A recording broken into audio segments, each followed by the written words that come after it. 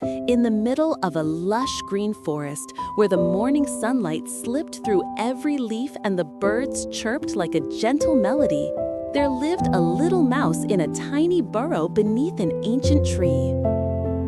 Though small, the mouse was lively and hardworking, but one thing troubled him through the long winter: the thunder-like snoring of his bear neighbor. The big bear lived in a rocky cave not far from there. In the past winter, he had begun hibernating just like every other year. But strangely, his snores this year were so powerful they shook the ground, keeping the little mouse from getting a single wink of sleep. Every night he tossed and turned, hugging his blanket while his tiny ears trembled from the ooh, ooh, grrr snoring echoing from the bear's cave. When summer arrived, the sun grew warm, the winds turned gentle, and the trees awakened. Yet the bear still slept soundly, as if time had never passed. Unable to endure it any longer, the mouse decided to go to the bear's cave and wake him up. He carefully walked to the cave entrance, took a deep breath, and called out in his tiny little voice, "Mr. Bear, wake up, summer is here." But the only response he received was the steady snoring echoing across the whole forest. The mouse sighed, knowing that waking this giant friend would not be an easy task at all. After failing to wake the bear on his first attempt, the little mouse refused to give up. He kept losing sleep while his neighbor kept snoring like festival drums. He scratched his head in thought. Then his eyes lit up as if he had discovered a treasure. "That's it! I need a really loud sound to wake that giant body up." He ran straight home and pulled from a corner shelf an old bugle he used to play with for fun.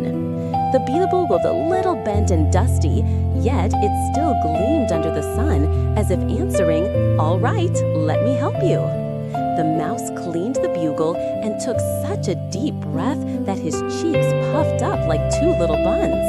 He approached the bear's cave, where the air was thick with the snoring groo, rum, ooh, that sounded like thunder. He pressed his mouth to the bugle, closed his eyes, gathered all his strength, and blew with all his might. A sky-shaking sound erupted. "Whop! Toot, toot, toot!" The whole forest trembled. Birds startled and scattered. Squirrels dropped the nuts they were eating, and rabbits lifted their heads in confusion. Many forest animals thought a new festival had just begun. But the bear still slept. He didn't flinch, didn't open an eye, just continued snoring steadily like an automatic generator. His snores even blended with the bugle, forming a duet that was both funny and hopeless. The little mouse stood stunned, ears drooping, the bugle slipping into his trembling hands. He wandered through the forest feeling as if the whole world was asleep except him. When his friends asked what was wrong, he only sighed wearily. "I've tried everything. The bear still won't wake up." After failing with the bugle, the little mouse no longer knew what hope to cling to. But while wandering through the forest, a friend suddenly suggested, "Why not ask the lion? His roar is stronger than a storm." Hearing that, the mouse shrank his neck, his heart pounding like battle drums. The lion, the king of the forest, was not someone anyone dared to approach. Just thinking of his dagger-sharp teeth and those cold golden eyes made the mouse want to turn around immediately. But months of sleepless nights had unexpectedly made him bold. He decided to try just once and see. So he followed the dirt path leading to the lion's cave. The sun was sliding down the treetops, painting the entire forest in golden brown. Right at the cave entrance, the lion's majestic body lay stretched out, his steady breathing making the ground gently tremble. The mouse was so nervous his heart felt ready to leap out of his chest. He muttered to himself, "Maybe I should just go back." But as he turned around, his foot accidentally stepped on a dry twig. Crack! The tiny sound was loud enough to awaken the king of the forest. The golden eyes opened, sharp as lightning. The lion's deep voice rumbled. "What was that sound? Who dares creep before my cave?" The mouse trembled, his legs nearly giving way. But then he gathered all his courage and forced himself to speak. Sir, I came to ask for your help." The lion looked him up and smirked. "You're so tiny, you wouldn't even make a snack. Why should I help you?" That sentence pierced the mouse's fragile heart like a needle.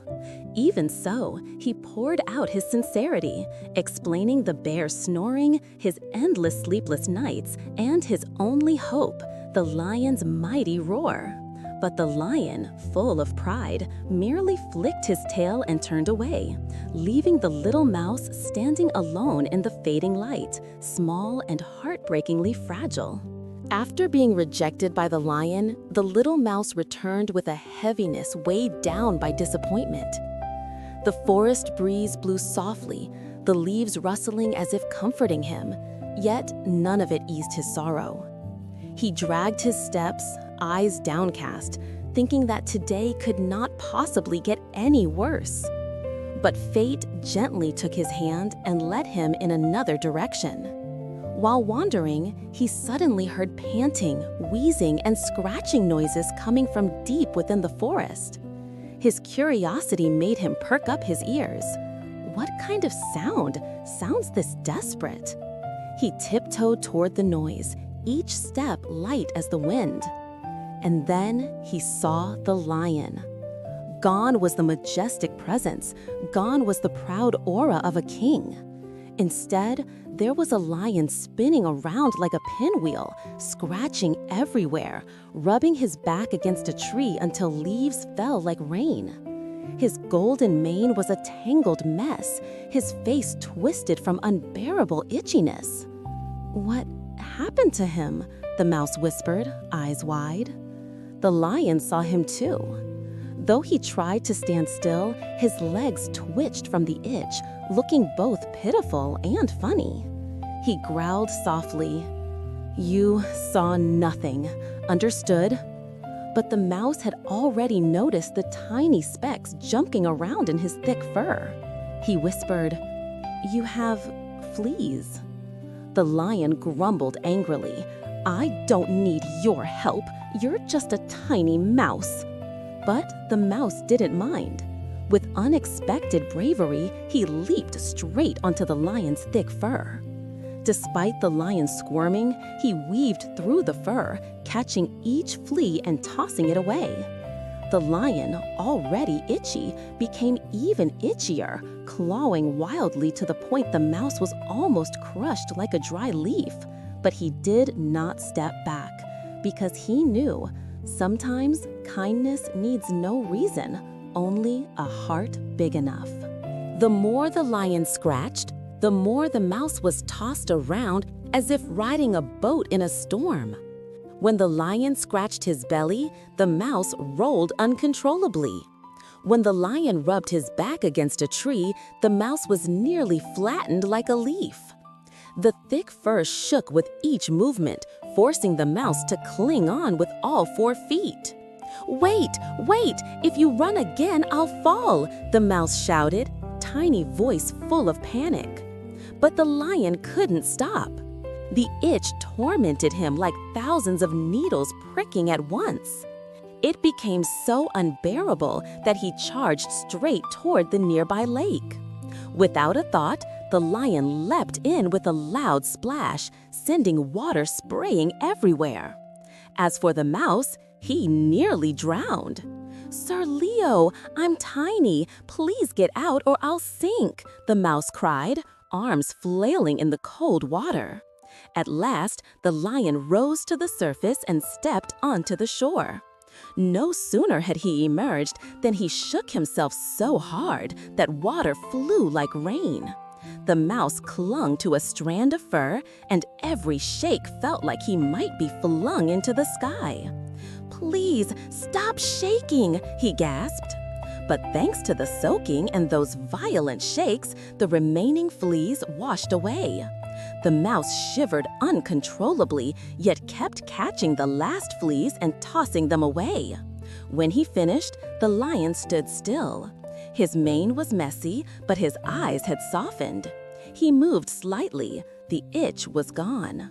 No more scratching. A wave of relief spread through his body. I'm not itchy?" the lion asked softly, hardly believing it. "Yes, I removed all the fleas for you," the mouse panted as he collapsed to the ground. The lion suddenly fell silent. Looking at the tiny mouse before him, he remembered how arrogantly he had spoken earlier. Yet the mouse had risked himself to help without asking for anything. The lion bowed his head. For the first time, the king of the forest showed true gratitude. "Little mouse, thank you. I was wrong about you." Under the sunlit forest, his pride faded away, leaving only a small yet magnificent act of kindness. After the itch had completely vanished, the lion stood still for a moment, as if rearranging thoughts he had never shown before. He looked at the drenched mouse, fur clumped into tiny knots, breath unsteady after fighting the fleas, and his heart softened like young leaves meeting sunlight. "I am truly ashamed," the lion said, his deep voice stripped of its usual pride.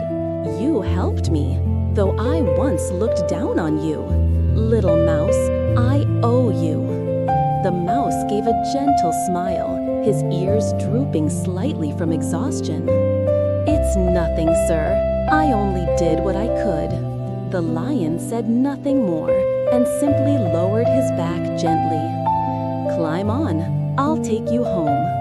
A funny sight appeared in the forest, a tiny mouse sitting on the back of a huge lion. He walked slowly, carefully, as if carrying a treasure, while the mouse held tightly to a few soft strands of mane to avoid falling. Sunlight filtered through the leaves, casting golden light over them like a strangely beautiful painting. As they neared the bear's cave, a familiar sound struck their ears again. "Groo, foo." The mouse widened his eyes, exasperated. "See, did you hear that? I lost sleep for months because of that." The lion tilted his head, his sharp eyes lighting up as if he'd just found the perfect reason to use his strength properly. He drew a deep breath, braced himself, and roared a sound so mighty it could crack stone. The roar boomed into the cave, making the ground tremble gently. The bear jolted awake as if yanked from a dream, eyes wide, fur bristling, mumbling incoherently. What just happened? Is it morning? Is it summer already?" The lion burst into laughter. The mouse was so relieved he nearly cried. At last, after months of battling the snoring, peace had returned. In the green forest, two creatures who seemed to share nothing stood side by side, calm and close like longtime friends. The forest stayed peaceful. The wind still blew, the birds still sang. But in the mouse's heart, something had changed. He was no longer as small as before. He had found friendship, found courage, and found a gentle truth hidden in unexpected stories. A warm summer began, and no one snored loudly enough to bother anyone again. After the lion's thunderous roar woke the bear, the whole forest seemed to vibrate in one long tremor before settling back into peace.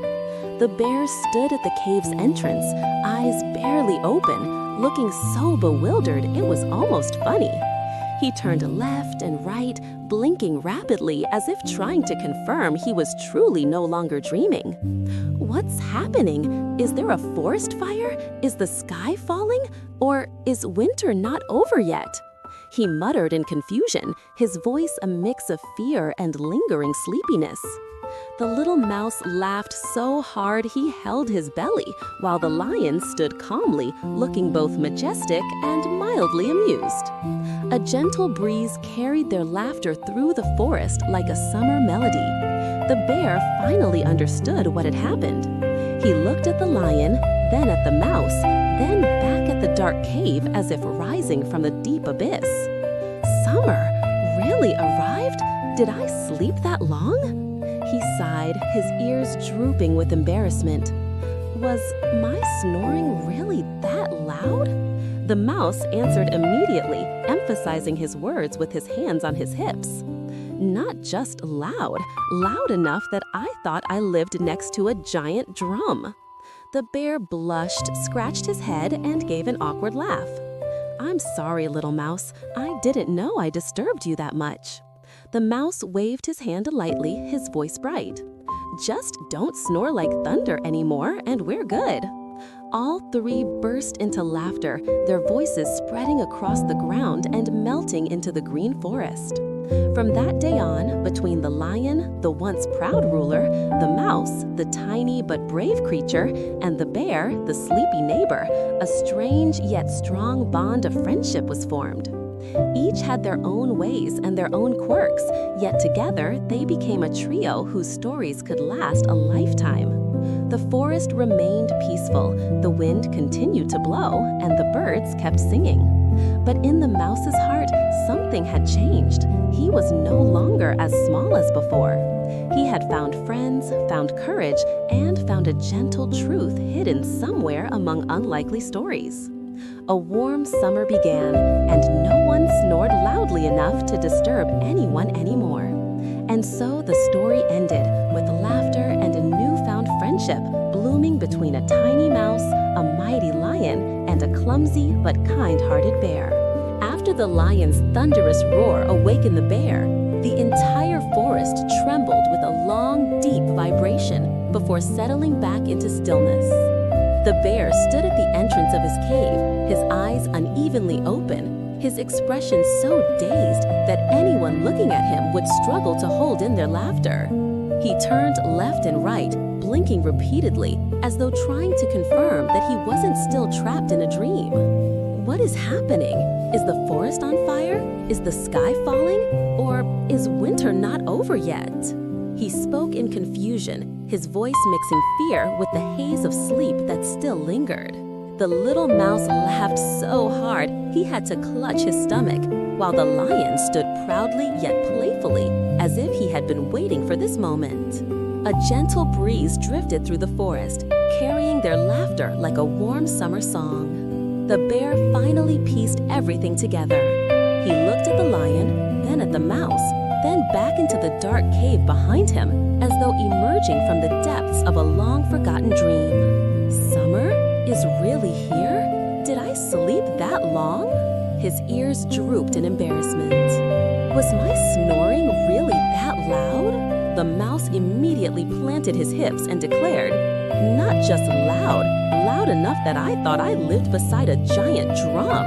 The bear flushed red, scratching his head as he gave a shy, awkward chuckle. "I'm sorry, little mouse. I didn't know I caused you so much trouble." The mouse waved dismissively, his voice clear and cheerful. "As long as you don't snore like thunder again, we're fine." All three burst into laughter, their joy spreading across the forest floor and dissolving into the vibrant green around them. From that day forward, between the once proud lion, the tiny but courageous mouse, and the clumsy yet good-hearted bear, a peculiar and unbreakable friendship was born. Each one different, each with their own quirks, yet together they formed a trio whose stories could fill a lifetime. And so the tale ended in warmth and laughter, with a tiny mouse, a mighty lion, and a lovable bear beginning a new chapter of friendship under the gentle summer sun.